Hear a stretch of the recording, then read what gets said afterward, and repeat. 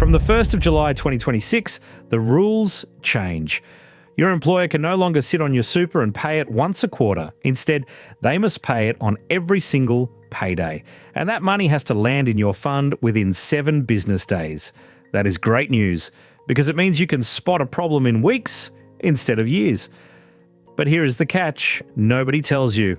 The money showing on your payslip is not the same as money in your fund. In the next 10 minutes, I will show you exactly how to check the difference. Let me explain why this matters so much. If your employer misses just one full year of payday super on an $80,000 salary, you could lose around $49,000 by the time you hit 67. That is based on Treasury superannuation settings and a 7% net return assumption. The reason is compounding. A missed contribution at 27 is not just a few $1,000s gone, it is 40 years of growth gone with it. Small gaps early in your career turn into 6-figure holes by retirement, which is exactly why checking each payday is worth your time.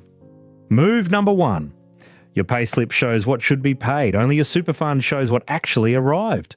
So open your super fund app or online portal and find the contributions or transaction history section. Write down the date and amount of your last 3 contributions. From July 2026, your employer is paying 12% of your ordinary earnings every payday, less 15% contributions tax once it lands. So on an $80,000 salary, that is roughly $369 in entitlement per fortnight before tax. This is your baseline. We are going to compare everything against it.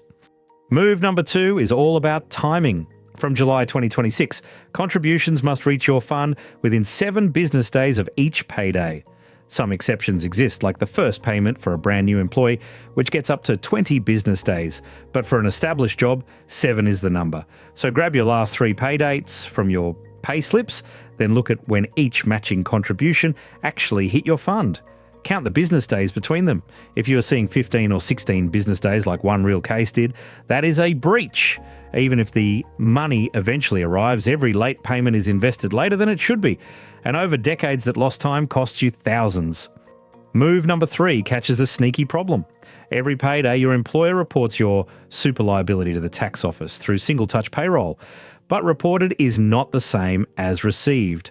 So log into MyGov, link the ATO online service if you have not already, and find your employer's year-to-date super liability under your income statement. Then, in a separate tab, total the actual contributions in your super fund for the same period. Allow for the 15% contributions tax and minor timing differences. But if you find a persistent gap of hundreds of dollars that does not close, that money was reported but never paid. That is a red flag. Here is what this looks like in real life. Sarah, a marketing coordinator on $80,000, checked her July payments. Her fund received 2 contributions totaling $700, but her payslips and the tax office records showed $1,476 accrued for that month. That is a shortfall of $776 in a single month, left uncorrected, growing at 7% for 38 years. That one gap alone could have grown to around $10,000 by retirement. 1 month. That is how fast this adds up. So what if you find a problem? Do not stay passive, because your employer is accountable even when a clearinghouse or a TFN error caused the delay. First, assemble your evidence: payslips, screenshots from your fund, and the figures from ATO online. Then email or meet payroll citing the new rules. Super must reach your fund within 7 business days of each payday, and discrepancies can trigger the superannuation guarantee charge. Give them a pay cycle or 2 to fix it. If they do not, lodge an unpaid super inquiry through ATO online services with your dates, amounts, and employer details. The tax office can then pursue the charge on your behalf. And do not feel bad about escalating. The system is designed to back you up. From July 2026, if an employer does not pay in full and on time, they owe the updated superannuation guarantee charge. That includes the unpaid super itself, daily notional interest, and an administrative uplift of up to 60%. That uplift can only be reduced if the employer voluntarily discloses before the tax office assesses them. In other words, there is a real financial reason for your employer to fix this fast once you raise it. Your evidence is powerful. Now the common mistakes, because these trip up almost everyone. Mistake 1 is trusting your payslip. People see super accrued on the payslip, see it reported to the tax office, and assume the job is done. But the money can still fail to arrive. Maybe your fund details or TFN were wrong and the contribution got rejected. Maybe the clearinghouse was not set up for the 7-day window.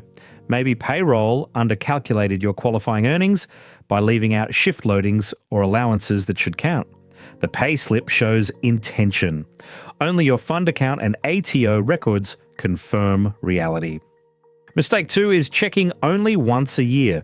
Under the old quarterly system, that habit made sense, but it meant problems were discovered years too late, after the compounding was already lost. Payday Super changes the game. Because money should land within 7 business days every payday, you can catch a glitch within weeks. So set yourself a simple monthly reminder. Spend 5 minutes comparing your fund contributions against your pay slips. Across a 5-year stretch of intermittent underpayments, just one missed fortnight every quarter could grow to around $76,000 in lost retirement savings. A monthly habit protects you from that. Back to Sarah for one more example, because it shows why Move 3 matters. She checked her MyGov ATO records and saw her employer had reported super liability of $1,476 for July and the same again for August. $2,952 reported in total. But her fund only showed $2,100 received. That is $852 reported but never paid. Uncorrected, growing at 7% for 38 years, that single gap could cost her around $11,000 by 67. The reporting looked fine. The fund told the real story. Let us recap the whole check. Step 1. Open your super fund and confirm the money is actually paid in, not just accrued on your pay slip. Step 2. Count the business days between each payday and each contribution and make sure it is 7 or fewer. Step 3. Log into MyGov and match the super liability reported to the tax office against the total in your fund. If you find a gap, gather your evidence, email payroll citing the 7-day rule, and lodge an unpaid super inquiry through ATO online if it is not fixed. And do this monthly, not once a year. The whole thing takes under 30 minutes. Payday Super is one of the biggest changes to your retirement money in years, and now you know exactly how to make sure your employer gets it right. If this helped, subscribe to The Fine Print for more plain English money guides built for Australians. Next up, I will walk you through how to compare your My Super Fund's fees and returns in under 15 minutes, so the super you are now protecting is also working as hard as it can. Hit subscribe, do your first check this week, and I will see you in the next one.